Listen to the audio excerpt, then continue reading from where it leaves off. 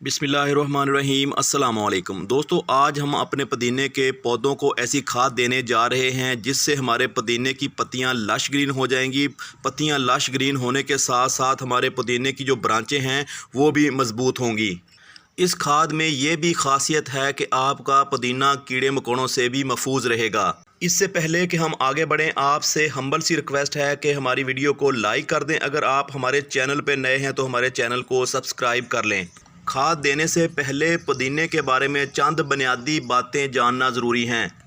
अगर आप हमारी बताई गई बातों के ऊपर अमल करेंगे तो आपके पुदीने की ग्रोथ भी अच्छी होगी और आपका पुदीना गर्मी के असरात से भी महफूज रहेगा। तो आइए जानते हैं वो बातें और केयर कौन सी हैं जो हमने अपने पुदीने के पौधों के ऊपर अप्लाई करनी हैं। दोस्तों, पुदीना ही ऐसा हर प्लांट है जिसको हर कोई अपने गार्डन में उगाना चाहता है, खासकर गर्मियों के मौसम में, क्योंकि गर्मियों में पुदीने का इस्तेमाल 2 गुना हो जाता है। दोस्तों, पुदीने का पौधा काफ़ी हार्डी प्लांट होता है, लेकिन गर्मियों के दिनों में पुदीने के पौधे की ज़िंदगी को काफ़ी ख़तरात बढ़ जाते हैं, कभी लू की सूरत में, कभी ज़्यादा बारिश और पानी की सूरत में। अक्सर देखा गया है कि मई और जून के महीने में पुदीने की पत्तियाँ सूख जाती हैं। पुदीने के पौधे बेजान और रूखे रूखे से नज़र आते हैं। बर वक्त गर्मी से बचाने का हल ना किया जाए तो हमारा उगाया हुआ पुदीना सूखी झाड़ी बन जाता है।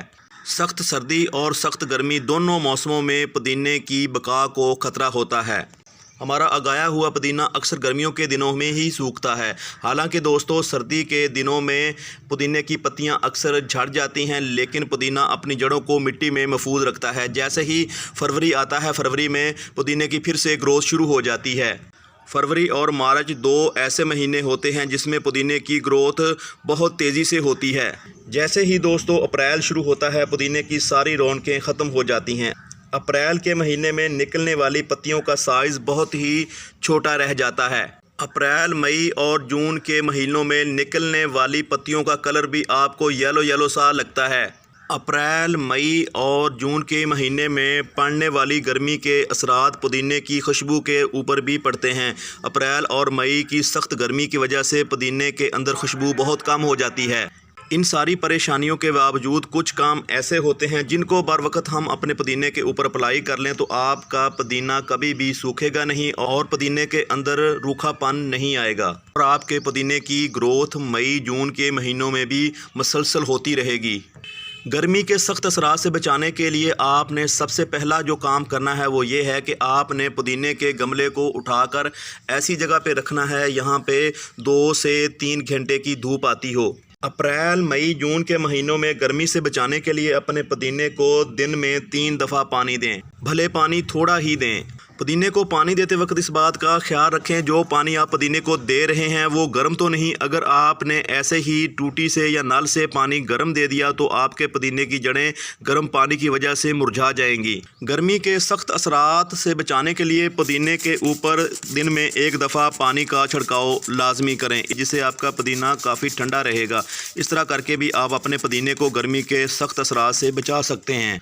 दोस्तों, गर्मियों के दिनों में आपने जो अपने पुदीने के ऊपर अगली केयर करनी है वो ये है कि आपने अपने पुदीने की जो पिंचिंग है, प्रूनिंग है, इसको कभी भी बंद नहीं करना। अगर आपको पुदीने की ज़रूरत नहीं भी है तो भी आपने पुदीने की कटाई करते रहना है। आपको पता है पिंचिंग से पुदीना घना से घना होता जाता है, तो जैसे ही आप इसकी पिंचिंग करेंगे तो नई ब्रांचें आने की वजह से पुदीना घना से घना होगा और इसके ऊपर लू और गर्म हवा के असरात बहुत ही कम पड़ेंगे। पुदीने को साल भर महफूज रखने के लिए आपने अगली जो केयर करनी है वो ये है कि जो भी सूखी पत्तियां या ब्रांचें हैं उनको आपने पुदीने से अलग कर देना है। दोस्तों, अब बात करते हैं कि पुदीने को कौन सी मतवाजन खाद दें जिससे पुदीना लश ग्रीन होने के साथ साथ अपनी ब्रांचों को भी मजबूत रखे। आज हम अपने पुदीने के पौधों को 2 तरह की खाद देने जा रहे हैं। पहली खाद नाइट्रोजन की शक्ल में होगी जो पुदीने की ग्रोथ को बढ़ाएगी। दूसरी खाद दोस्तों कैल्शियम की शक्ल में होगी जो हमारे इन पुदीने की ब्रांचों को इससे भी ज़्यादा मजबूत और सख्त कर देगी। नाइट्रोजन का काम दोस्तों आपको पता है, जितने भी पत्तियों वाली सब्जियां होती हैं जैसे पालक है, पुदीना है, धनिया है, मेथी है, इन सब्जियों की ग्रोथ के लिए नाइट्रोजन बहुत ही अहम किरदार अदा करती है। दूसरी खाद जिसकी इन पत्तियों वाली सब्जियों को ज़्यादा ज़रूरत होती है वो होती है फास्फोरस।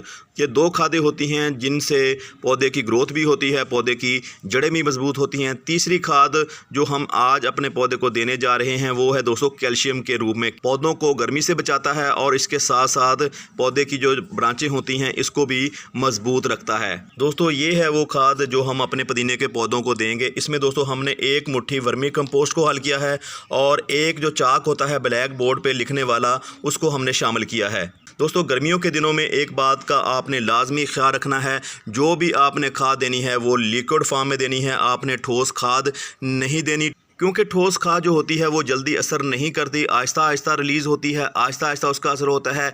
उन पौधों के ऊपर तो ठोस खाद का बिल्कुल ही असर नहीं होता। जैसा कि यहाँ पे आप देख रहे हैं, पुदीने जैसे जो पौधे होते हैं, जैसे पालक है, मेथी है, धनिया है और ये जो पुदीना है, इनकी ब्रांचें बहुत ही ज़्यादा करीब करीब होती हैं और इनकी जड़ें भी बहुत ज़्यादा करीब करीब होती हैं। ठोस खाद देने के लिए मिट्टी की गोडी करना पड़ती है। अगर आप ऐसे ही ठोस खाद अपने पौधों को देते हैं उसका इतनी जल्दी असर नहीं होता।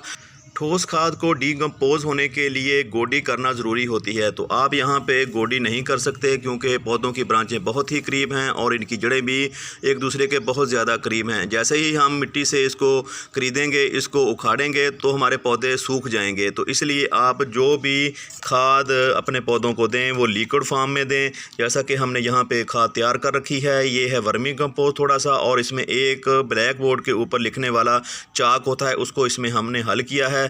तो हम इन पौधों को देंगे। ये जो खाद है दोस्तों इन पौधों के लिए काफ़ी होगी। जब भी आप किसी भी पौधे को खाद दें तो पहले आप मिट्टी को सादे पानी से नम कर लें। दूसरी बात यह है कि ये जो हमने अपने पौधों को खाद दी है, इस खाद को हर 15 दिन के बाद आप अपने पौधों के ऊपर अप्लाई कर सकते हैं। दोस्तों अगर आपको वीडियो अच्छी लगी है तो हमारी इस वीडियो को लाइक लाजमी करके जाइएगा। जज़ाकल्लाह। अस्सलामु अलैकुम वरहमतुल्लाहि वबरकातुहू।